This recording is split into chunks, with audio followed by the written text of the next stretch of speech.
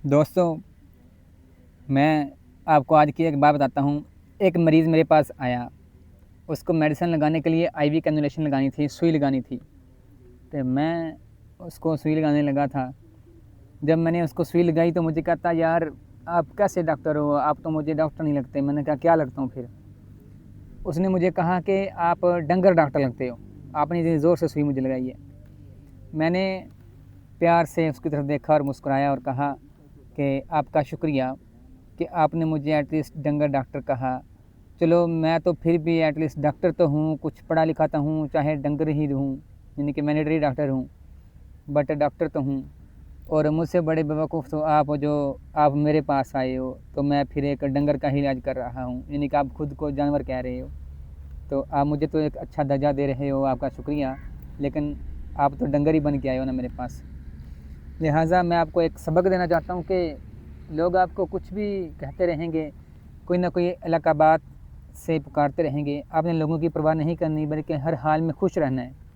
लोगों ने जो आपको कहा है वो उनकी सोच है, आप अपनी सोच को मुस्बत रखें, हर हाल में खुश रहें और खुश मिजाजी का मुजाहरा करते हुए एक दूसरे के साथ हुस्न इखलाक और प्यार मोहब्बत से पेश आएँ।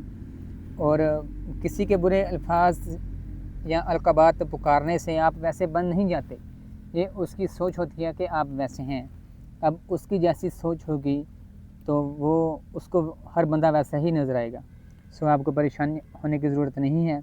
आप खुश रहें, खुश अखलाक़ी का मुज़ाहरा करें और अपने आप को खुश रखने के लिए खुद ही कोशिश करें। दूसरों की वजह से आप कभी भी खुश नहीं हो सकते। और ये हम आजकल के दौर में गलत एक्सपेक्टेशन लगा देते हैं कि मेरी खुशी उससे मुंसलिक है, यानी कि हम अपनी खुशियों को दूसरों से एक्सपेक्ट करते हैं कि वो हमें खुश रखेगा।